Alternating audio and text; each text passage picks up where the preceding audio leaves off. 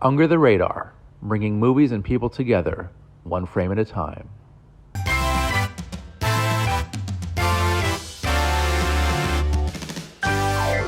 Hey guys, I'm Randy Younger, and this is another episode of Under the Radar, bringing movies and people together, one frame at a time. And with me again is the esteemed critic and colleague and friend of mine, Miss Ivy Lofberg. Welcome back, Ivy. It's so wonderful to be here. Thank you so much, Randy. Anytime, anytime. And Mm. we've had a good roll like this month. We've been on pretty consistently, which is good. Yeah. And I always Oh, it's value, been great. yeah, I always value your input, and you're a good friend, and you're a great friend to the show. So I want to thank you from the bottom of my heart. Oh, well, it's always a great thrill to be here. Thank you so much. Sure, anytime, anytime. So tonight we are going to get into the 30. So this is the 35th anniversary of one of my absolute favorite comedies. It's called A Fish Called Wanda. And if those who are listening or watching have never seen it, please do so right after you watch this show, because it's just a wonderful, zany comedy filled with hijinks. It's got crime, sex, adventure, great comedy, really great comedic stylings from its cast, which is led by John Cleese. Also, Jamie Lee Curtis plays a femme fatale in this story, and we also have an Oscar-winning performance from Mr. Kevin Kline. So basically, the film is about a diamond robbery that pretty much goes wrong, and all of those involved with the robbery double crossing each other. John Cleese's character, he plays an attorney, a barrister. By the way, it takes place in England. And yeah, Jamie Lee Curtis is part of the gang of criminals who wants to recover the jewels. She is in cahoots with Kevin Kline's character, Otto, who is hilarious. And basically everything that can go wrong does go wrong in this movie, in this story rather. And it is just so much fun. I saw this way back when I was a teenager, loved it then, rewatched it the other night. I love it even more now. Uh, Ivy, first impressions or rewatching A Fish Called Wanda. What was it like for you revisiting it? Yeah, same, Randy, same. I watched it again last night and really appreciated it even more. I saw this movie first when I was a kid, and it was my brother's favorite movie. So I feel like my childhood is filled with so many Kevin Kline auto quotes from that movie. Like he would say, "Don't call me stupid" all the time.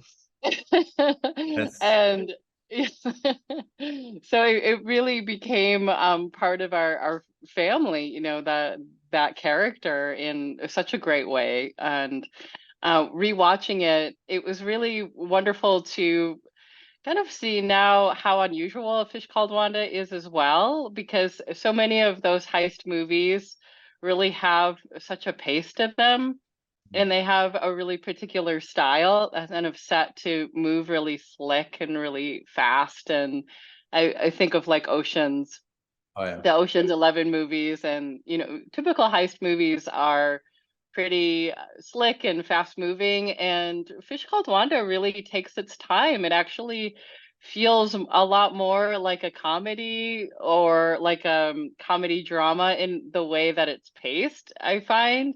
It has like a great score, but the score is not really like a heist score. It's more of like it's a lot more relaxed and even romantic. And there's so much going on in the movie, but it never feels rushed, and it really is moving at a pace where it feels like it doesn't want you to think it's a heist movie. And that's what I like about it. It really leans more into exploring the comedy of the situation and these relationships a lot more than let's like move the story along as fast as possible. Like there is so much time spent on all in each scene, like exploring the humor of the scenario, which I think is very unusual for a heist movie.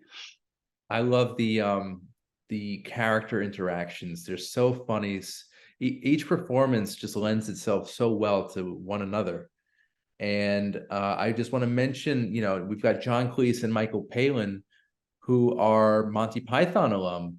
So it's great to see them kind of branching off into a different type of movie, something that's not Monty Python, but sort of in that vein.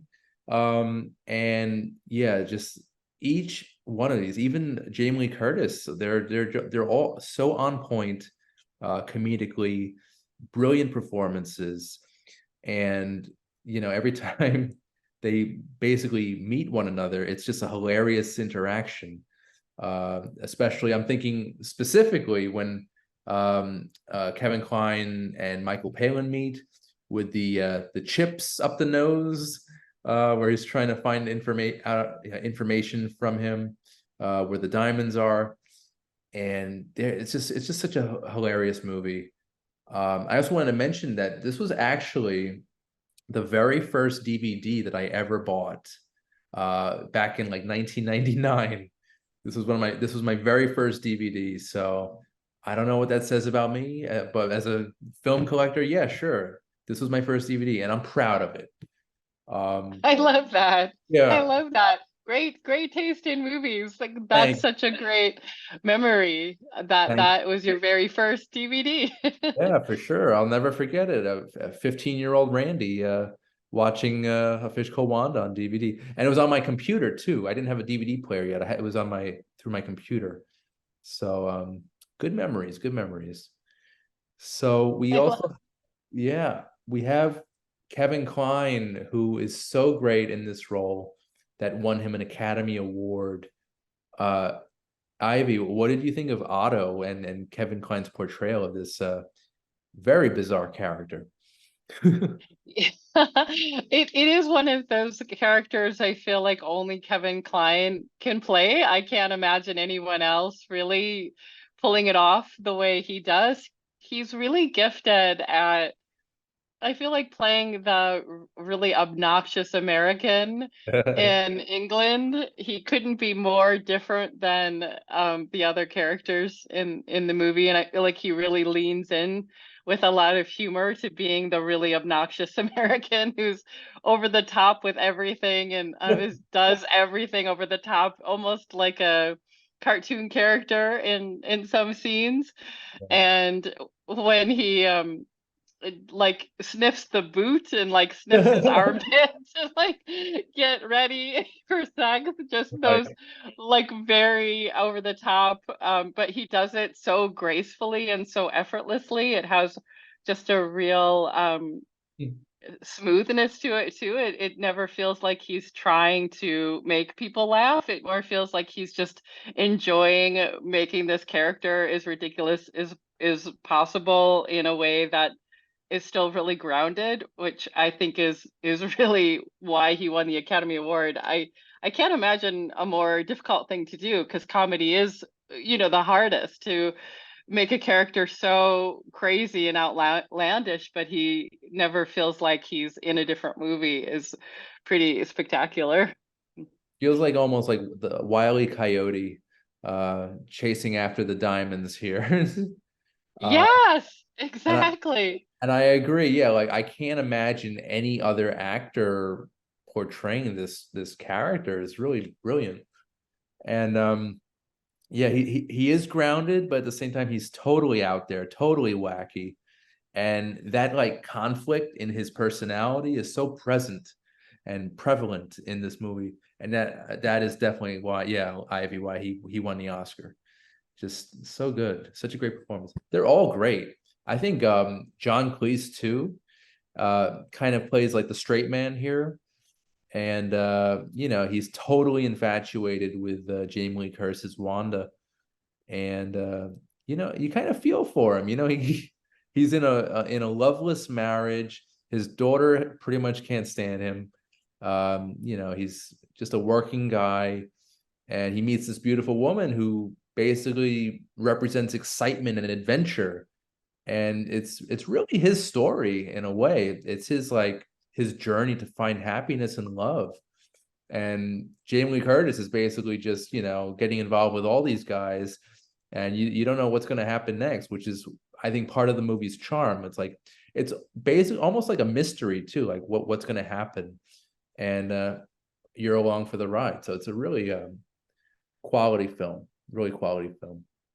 Yeah, I couldn't agree more about John Cleese. I think that's one of my favorite parts of the movie as well, is it really becomes a movie where you really are happy that this happened to him. Like he saw this opportunity for, a life of excitement and a life of passion and an interesting life for himself, and he really embraces it. And I think that's such a clever way of having these really over the top characters like Otto, and then kind of the most grounded, kind of dull guy ends up being the one who is the hero of the movie. I absolutely too was rooting for him, and it was so happy that he just saw his opportunity for a just a more exciting life for himself. And you're so right that John Cleese could have easily been a Kevin Kline character in that, and he really played it very straight and very measured. And I think that it to see what he can do is like just a more straight man actor, I think is a reason to see that too. I think if people just think he just does a lot of, I love Monty Python, but if people kind of feel like that's the extent of his range and he can't play a pretty serious, grounded character, that it's a reason to see it too. And do you think they end up together? Do you think they fly off and oh well, they say at the end they Yeah. have all these kids and I think so. I think they pretty much fell in love throughout the course of the movie, and again, great chemistry between the two. Yeah, I'd love to see the two of these characters, extend into another film, which is a point that I actually wanted to make just now. So basically, in 1997, there was a movie release called Fierce Creatures, which basically reunited the cast of A Fish Called Wanda. And they call it a spiritual sequel, which is like kind of like similar tone, same cast members, but a totally different story. But it kind of feels like it fits right into the A Fish Called Wanda universe. And Fierce Creatures, not a great movie by any stretch of the imagination. It's a weird one. It takes place at a zoo in England, and I'm a little fuzzy on the plot, but it's basically like another like crime hijinks, kind of wackiness going on. But yeah, I remember seeing it when I was a kid. Obviously, it didn't resonate with me, but I figured I'd mention it anyway because it does have John Cleese, Jamie Lee Curtis, Kevin Kline, and Michael Palin. I guess it's worth checking out, but it's nowhere near as good as A Fish Called Wanda. But I respect what they were trying to do. It's not a flat out sequel, but it definitely shares many of the characteristics of the original. So that's called Fierce Creatures from 1997. Check it out if you feel so inclined.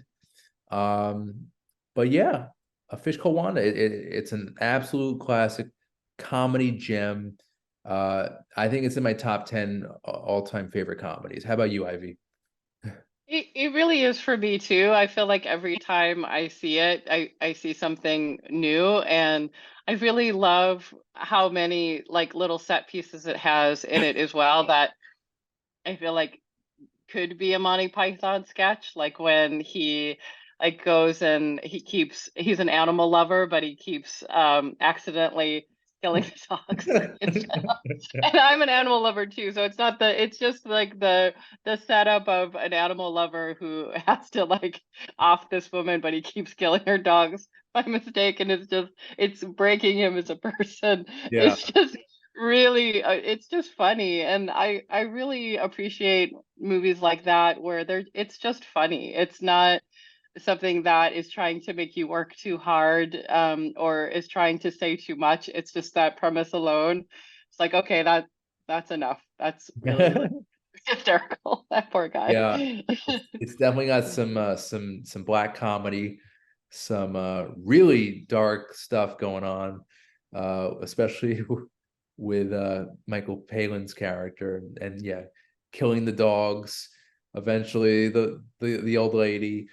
But yeah, it's crazy. But the way that they handle it is so great. It's death, it's attempted murder, but it's done in a very light and you know lighthearted way, which is great. Yeah, the movie doesn't take itself too seriously. It's ridiculous, but at the same time, it has a lot of heart. Again, John Cleese and Jamie Lee Curtis romance in the movie is really great. Love to see that. Um, but I wanted to shift a little bit regarding just talk a little bit about Kevin Kline, who's so good in this.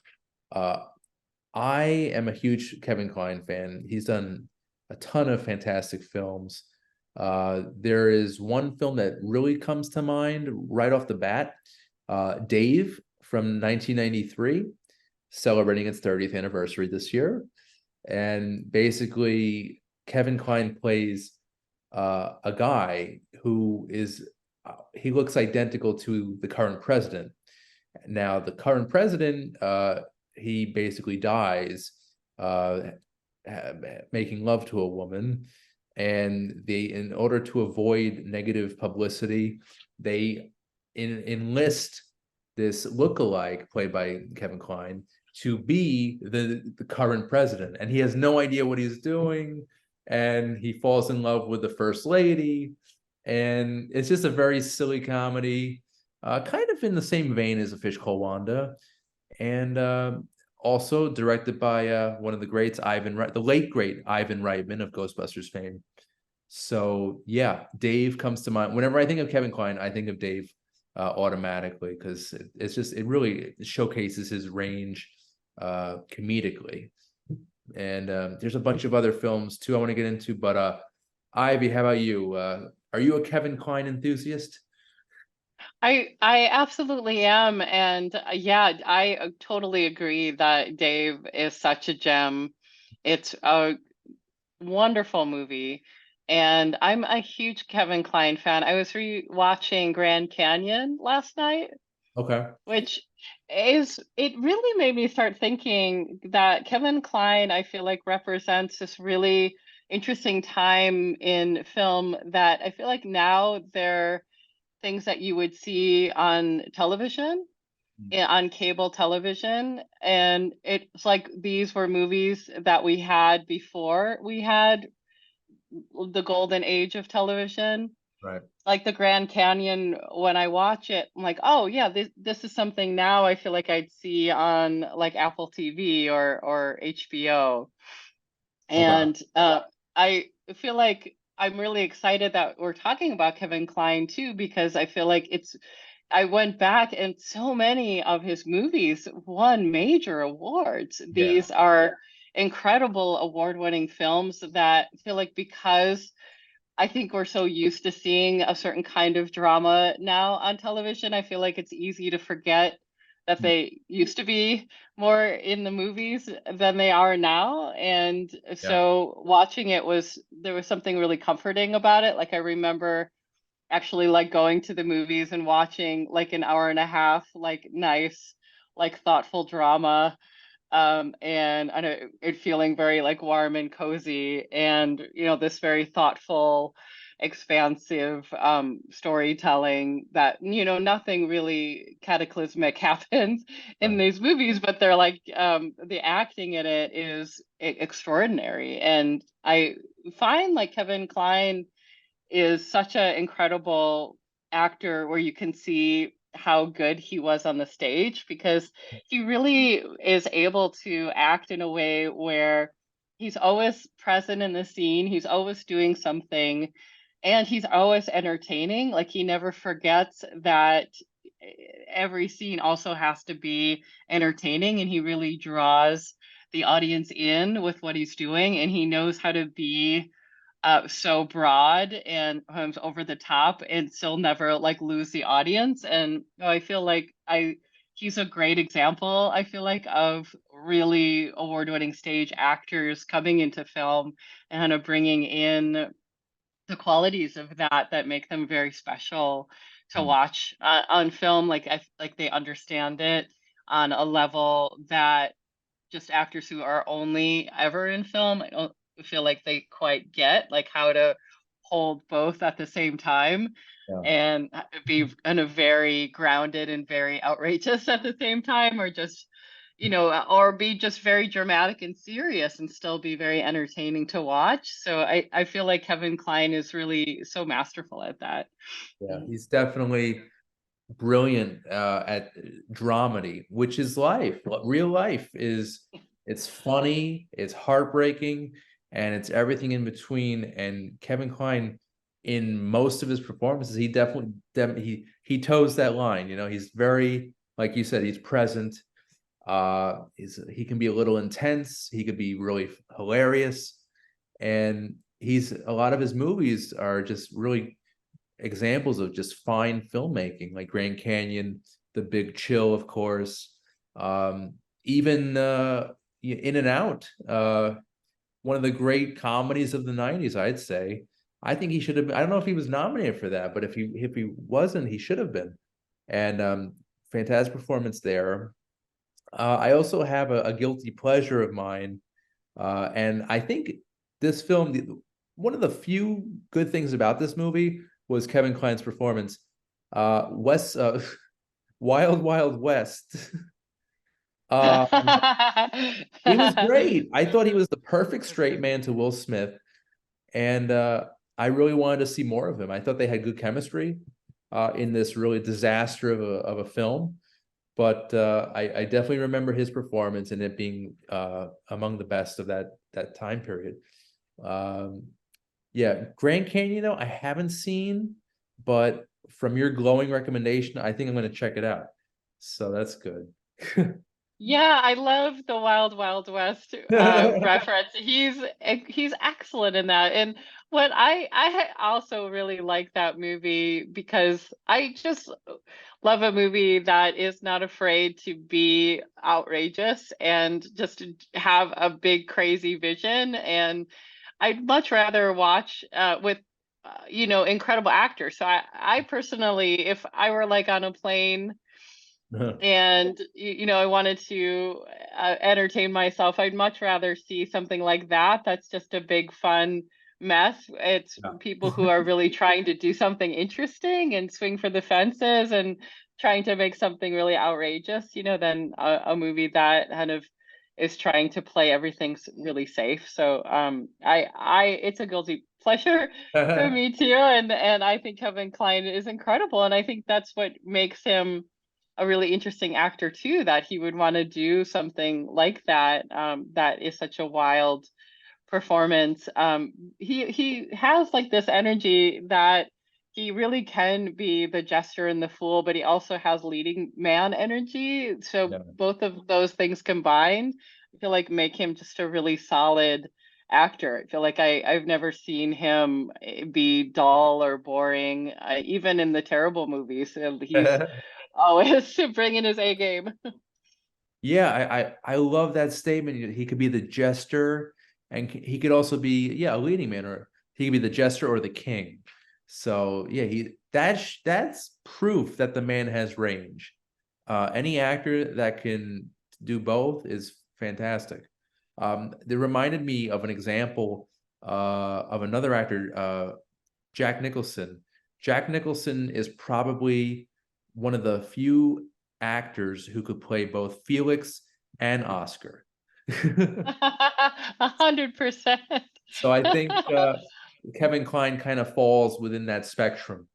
Yeah, um, I completely agree. And I really love too when he does like Shakespeare and I forget when he does Shakespeare that he isn't English, that he's from the Midwest as well. His command of of that is just exceptional. And, not to say you have to be English to be able to do Shakespeare well, but just in terms of his mastery of the craft, I feel like I love that I can feel that he's having fun with it. And I think that's a really powerful thing that Kevin Kline does too. Like he can be incredibly great and professional and at the top of his game, but it never seems like he's like laboring through it. It seems like he's Yeah. brings such a lightness and fun to, and like he really wants to be there and he really wants to be giving us his best performance. And I really appreciate that about him a lot. Yeah, just every movie, every performance, just so effortless. And I really respect that about the man. Another fun, he actually did some voice work, most notably The Hunchback of Notre Dame in 1996, and a hilarious turn in The Road to El Dorado in 2000. So yeah, definitely a very distinct voice, very a lot of gravitas, very, very notable. So, all right. Yeah, I'd say for me, Dave. Check out Dave if people have not seen it. It's fantastic. Also, of course, Sophie's Choice. You can't forget that. Very heavy stuff there. I won't get into that, but Kline shines in that as well. Ivy, any final thoughts regarding Mr. Kline? Yeah, I'd also really recommend the Ice Storm. I feel like it also is in that same category of like it's a great these are great fall movies. I feel like they make you want to just like get in a cozy sweater and make some hot cocoa and just like get into something in a very heady and dramatic and thoughtful, and you just kind of lose yourself in the character stories. And in the Ice Storm, he's incredible in that, and really all the I think if like the fall is a perfect time to do a Kevin Kline retrospect because all those movies feel very like warm and cozy movies that like on a cold blustery day you want to just kind of cozy into something but don't want to like get into a whole series. And I Yeah, think that's what I really like about Kevin Kline's movies and movies from that time because I'm not always in the mood to get into a whole series yeah. for a drama, but these movies really have that same kind of feel of it, but they have like the satisfaction of just being done, in an hour and a half, 2 hours. Mhm. Nice. Yeah, I totally agree. What I don't know what it is about Klein, but he does make me warm and cozy. That's a good observation, Ivy. Um, Also a couple of notable mentions here. Silverado, French Kiss, and Cry Freedom. So some really good titles there. I might even watch Grand Canyon tonight or this week, but that's fantastic. Um, okay then. So I just wanted to mention real quick. Just wanted to talk about this new horror film called Hayride to Hell, and it stars Kane Hodder of Jason Voorhees fame and Bill Moseley. And it's a new horror film. It's now out in theaters, so feel free to go check that out. Hayride to Hell. Uh, and we just have a couple minutes left for more plugs. Ivy, anything you want to plug this week? Oh, I would say going back and just enjoying the old funny classic Halloween movies have been fun. Like just going back and seeing like a Beetlejuice and a Hocus Pocus, and I don't really like the corny and or traditional family Halloween movies quite a bit. I feel like I watch so much horror during the year that I almost feel like watching them in Halloween is almost too much for me. I actually like to lighten it up a little bit and watch the more kid friendly silly Tim Burton Halloween movie. So definitely, I'm really happy too to see A Nightmare Before Christmas seems to be more popular than ever. I feel like Oh every yeah. Duane Reade and Target just is packed with with gear, and that Yeah. is really exciting. I think Wednesday really introduced Tim Burton to a younger audience, and I'm just really happy to see that A Nightmare Before Christmas is just doing better than ever. Oh yeah. It feels like it's really just become a part of Halloween now,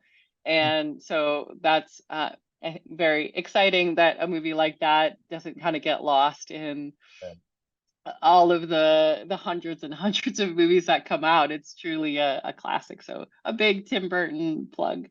Well, yeah, Nightmare Before Christmas is a classic. It is fantastic. But I definitely, I love Tim Burton. I love his other films more. I think Nightmare's a little overrated. I would like to see more Beetlejuice stuff. I am happy that they have a musical. That's great. I saw it. It was really funny, really cool.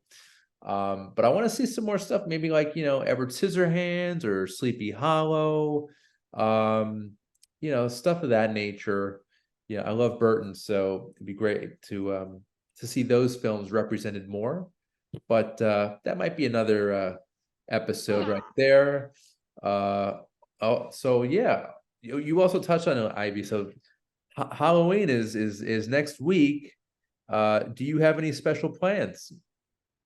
Yeah, we might explore Providence, Rhode Island. We've never been there before. We were just there about a week ago and really fell in love with it. And they do a huge amount with Halloween. And we usually spend Halloween in New York City, which is super fun. And if we end up doing that, of course, it's going to be great. But we're really kind of interested in like a small kind of historical town in New England, seeing what Halloween is like there. So we're excited to we check that out. How about you?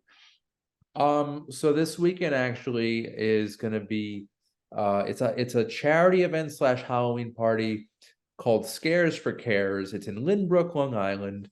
I'll be there Saturday night with my Ghostbuster brethren.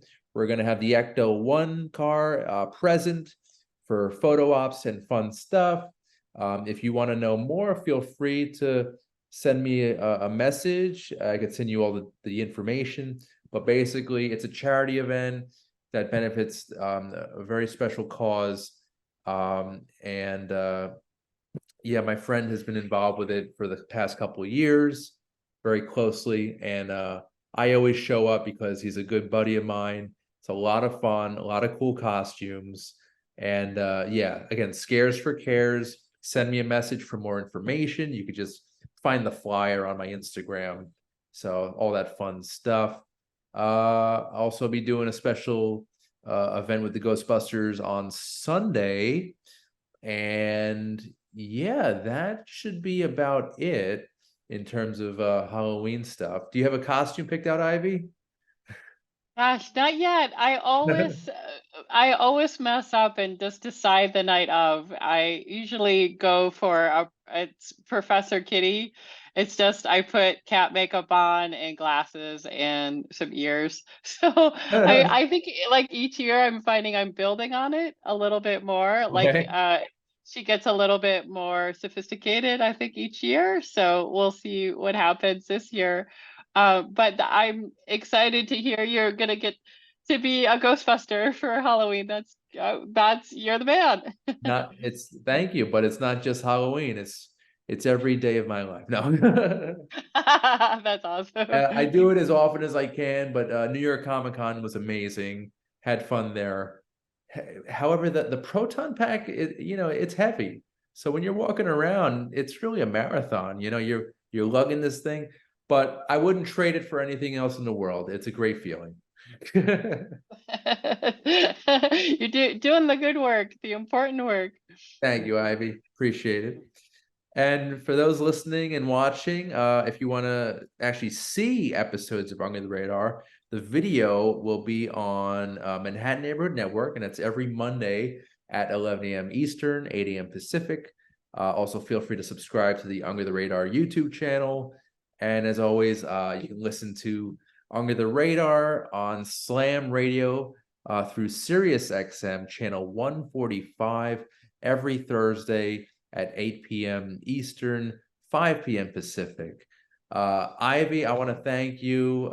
You're one of my favorite guest critics, and you're always welcome to be on the show. So thank you for that. Thanks, Randy. I love being here. You're such a great host, and it's always such a wonderful experience. I really appreciate it.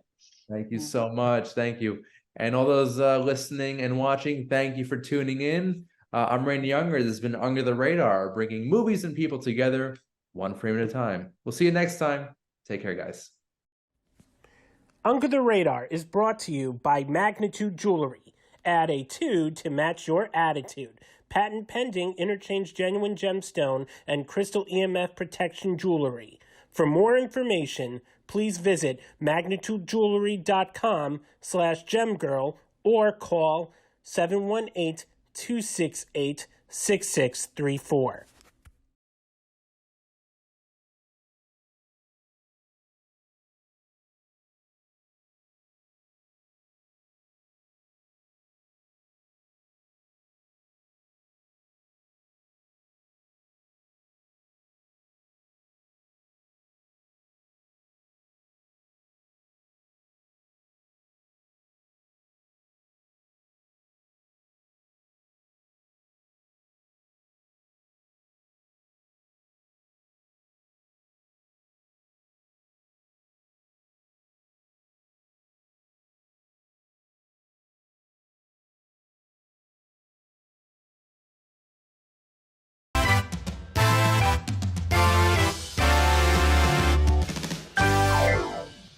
Hey guys, I'm Randy Younger, and this is another edition of Under the Radar, where we talk all things film.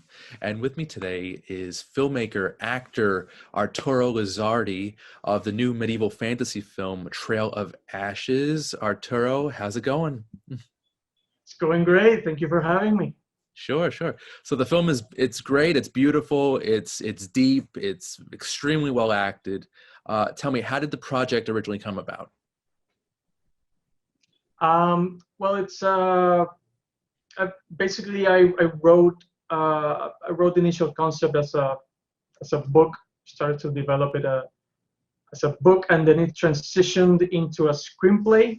I think I was going for the book because I was tired of doing films with such limited resources, and you have to think of few characters, few locations, and I thought I just want to write a book.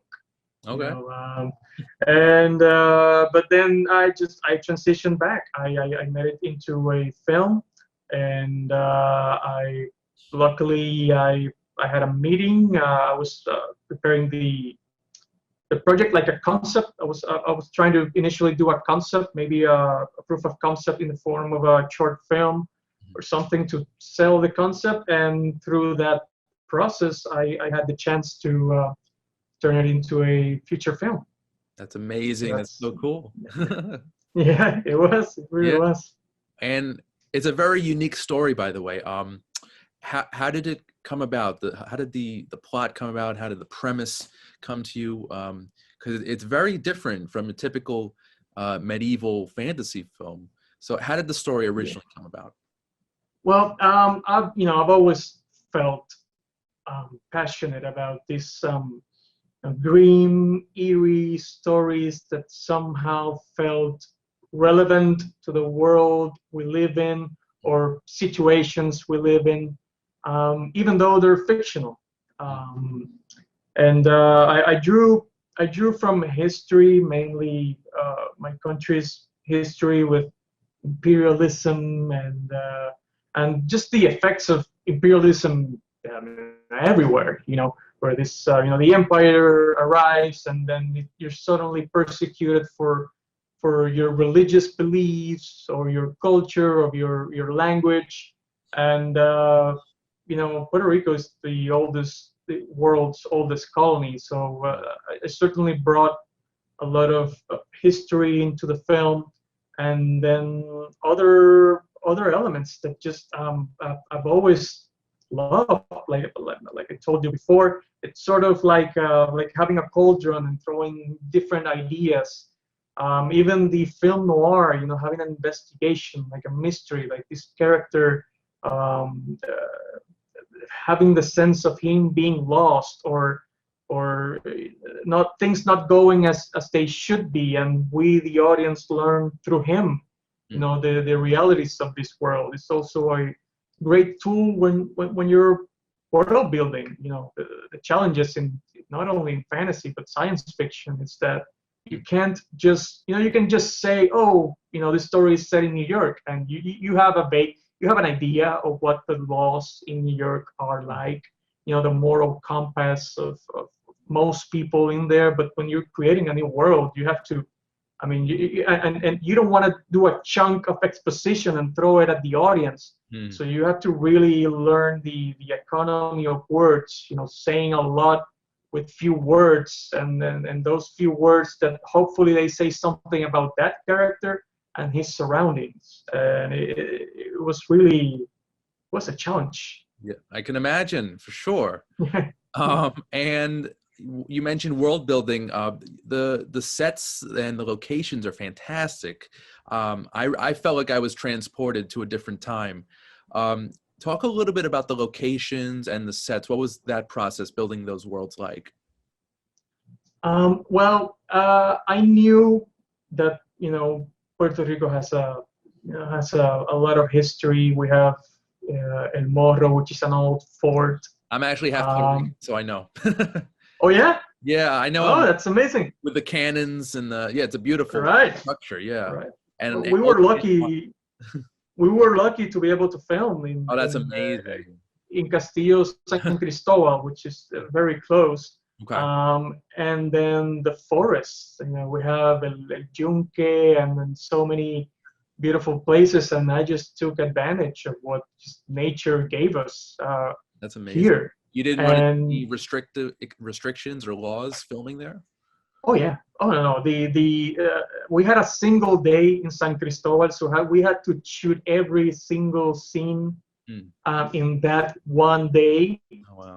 And that's just like giving the actors, we have 2 takes, you know, to get this scene. So let's and luckily they were able to face that challenge. You know, I work with a really great crew and some really great actors.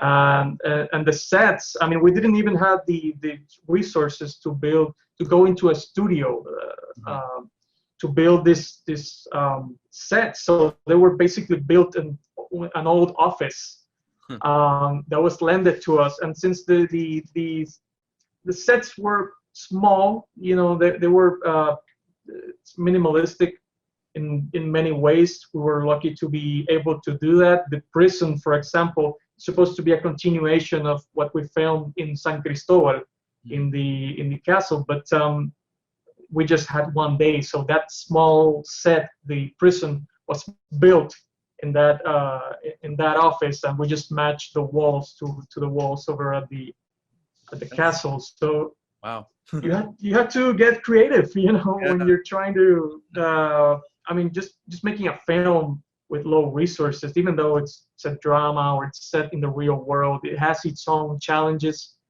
But doing a medieval fantasy, it's you really have to get creative and have a very creative and talented team to make the most out of nothing, basically. Yeah. And speaking of a team, you know, how important is collaboration to you on a set? Oh man, it's everything really. I was lucky to have the assistant director. It's Kemel Hamis. I asked him if I could have at least a few days with the crew where I wasn't filming any scenes as an actor, that I was just behind the camera. And he gave me the first 7 days. I had the first week where I did not have a single scene. I was gonna be crying when I started because then I had a lot of scenes, but I managed to have those first 7 days with the crew. It was important to me to build that dynamic, to have that chemistry. And I was lucky. I could have had just single 1 or 2 days. They were amazing. We were in sync. The director of photography, Hexan Robles, and I, you know, we share the same geeky stuff. We liked the same films and games, and we were just, after, looking at playback, the scene when we filmed them, we were like geeking out after every single scene. And I was also lucky to have Samari Vega. She's an extraordinary filmmaker. She was the co-writer and co-producer. She also happens to be my wife. And I was lucky to have her throughout all this process. And collaboration is just paramount. This type of jobs. It's like this artistic work that it's only possible if 50 people or 20 people or more work together, and it is essential. Yeah, definitely, for sure. And it comes through the film, so it really you could really see that there's teamwork going on here, and everyone's really pitching in, doing their best, and congratulations on that. Thank you. So you're a filmmaker here, you're an actor in this film. What was it like going back and forth between both roles, but both of those hats, where filmmaker and actor? Well, in Puerto Rico, we have such, the film industry is really, because of mismanagement of government and corruption, it's not in a stable place. So we're used to wearing so many hats. I mean, if you want to make a film, you're gonna have to be producer and writer and director. And if you can act, then you're gonna be playing some of those characters probably. To me, the process of acting and directing, it's just mostly embarrassing, because you can't do more takes on you than your fellow actor, because then you'd look like an asshole. So I had to make sure that I was prepared, both as a director and as an actor, that my actors had the time and the space to do their performances. And even when I had it, when I knew that I had the one I wanted, it was important for me to tell them if they wanted to try something else, if they felt comfortable. And then with the little time that remained, it was up to me to pull it off, but luckily I was working with some magnificent actors who were nailing it, scene take after take. So it was just really me having a lot of options for the editing room. It was quite embarrassing. Like I said, it was just mostly embarrassing. Why do you say embarrassing? From other people on the crew, to like judging you? No, it's just basically like I said, you don't wanna have this feeling that you're maybe even like I wasn't gonna be changing the scene to fit what I thought my character needed to portray. And that's where the collaboration comes through, and to me it was really important that we rehearsed, and we actually had a few days of rehearsal previous to start filming, because I wanted to lay the groundwork for the film, that the actors understood not only their characters but what was going on in each scene. I was able to block the scenes previously to where we got into the set, so they knew where and how to move and why they were moving. Because you don't want to. I mean, it's amazing to have the privilege to just go into the scene and let's see what happens. Let's keep trying and experimenting. But when you have little resources, that's something you don't have. You have to go in prepared. And but it was thrilling. It was just really thrilling to be able to direct and act at the same time. It felt like I was going behind the trenches and over the trenches and behind the trenches and over the trenches. But it's great. It was great. It was a great experience. That's so cool, going back and forth like that. That's like the epitome of multitasking. So. Oh yeah, and fortunately I have ADD, so that's in my nature. Nice. And you know, the cast is so good in this film. What was it like assembling this wonderful cast? Well, some of them I've worked with them before, like Hector Escudero. He's the actor that plays Mute, Marco.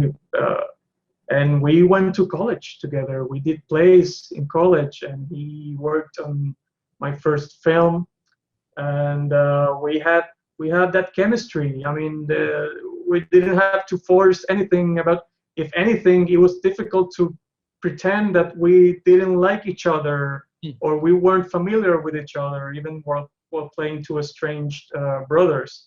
But we have that chemistry. I don't have to direct him much, and if I have to say anything, just by gestures, he knows what I mean. Like I can say up and down, and he knows.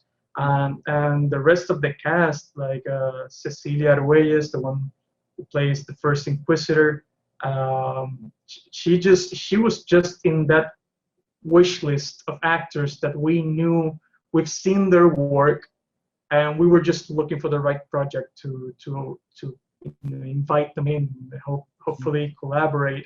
Like Migdalia Rosario, the one who played the Empress voice, she auditioned for what was going to be our first film a couple of years ago, and that didn't happen. But we remember her from that audition, and we contacted her. So it was just a bunch of great actors that we knew, and we were just very excited to collaborate with them. Nice. And I understand that some of the actors were American, so they had to like change their voices and accents to fit.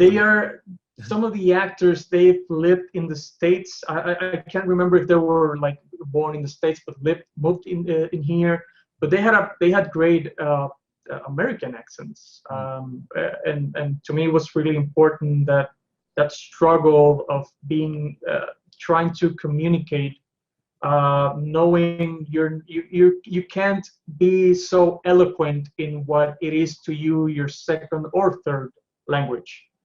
To have that struggle being portrayed, to me was important that these actors, at least the ones that were playing people who weren't the natives or descendants of the natives of this land, who practice another language, another religion, from the one the empire is trying to impose upon them, to have that struggle, and to that struggle be perceived as part of the character and the world. Awesome. Yeah, very authentic, just like the sets, just like the costume design. Everything here is it feels so real, and it's great. I'm curious though, speaking to that, and also costume design, the mask that's used in the poster, how did that come about? Who designed that mask, and what was that like? That his name is Alejandro Olmo. He was is an old pal of mine from college days. We were video game geeks. We shared the same taste in video games. He knew that I wanted to make films, and I remember we talking about different games like Skyrim and Dark Souls, these dark fantasy games, and the art that was behind it. And when I needed to design those masks, those Inquisitors, I immediately went to him, and he actually gave me, as part of the story, it's supposed to be like the 5 Inquisitors. Those are the top ones. And originally, each of them had a different mask. Okay. And Alejandro, he gave me 5 different masks. It was just a matter of the deciding factor of going with just one. It's mainly because I was really impacted by that particular mask. All of them were awesome, but there was a thing of budget. He designed the mask, but we had to 3D print them into a real sized mask, and it was quite expensive. So I said, I can't do all 5. I'll probably can do one of them and maybe print out 2 of them. And then, but I had the masks, and then it was another friend of mine was into tabletops, and he likes to paint miniatures as a hobby. And he was the one who painted he gave the masks their texture. So it was really very guerrilla-like filmmaking, and just having a lot of friends who share your same tastes and that are willing to collaborate and help you with bringing this world to life. That's so cool. That's like the dream right there, just to like work with your friends and not have to worry about much except just get the product done. You all have the same mindset and you're all focused on the goal. So that's so cool. That's so great. Oh no, it was, working with friends, working with my wife, the co-writer and co-producer. It was just awesome. Awesome. And the film, like I mentioned, it has a very distinct visual style. Just real quick, who are some of your filmmaker influences? Oh man, I can say Alejandro Jodorowsky. It's from Chile. It's not very. He doesn't have many commercial films. They're really hard to come by.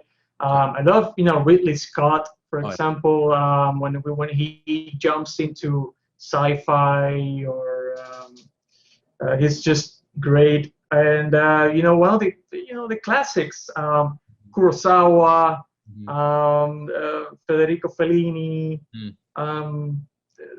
just a lot of influences, and many literary influences as well. So I've been consuming fantasy books and stuff. So yeah, but filmmakers, I think those I mentioned, I'm probably gonna remember one once we end the interview. I'm like, oh man, that was my favorite director. But I could totally see you doing a sci-fi movie. Oh yeah, that would be insane, and I would be first in line to go see that. Awesome. Thank you. I actually have a script. It's how we've managed to stay sane during this pandemic. Just write and write and write and write. Yeah, and I was going to ask you real quick as well. How are you doing creatively during the pandemic? I think, fortunately, between all the darkness surrounding this pandemic and the tragedies and all of that, we've been able to keep busy, writing, like I said, and even the post-production of the film, and especially this process close to the release of the film. We've kept busy, and I think that's really helped us,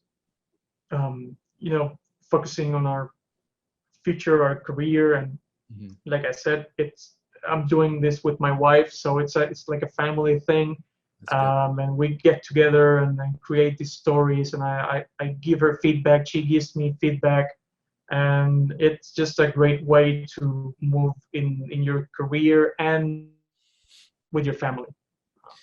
Yeah, for sure. That's so cool. Again, collaboration is key, and I wish my girlfriend was involved in film in some way, but.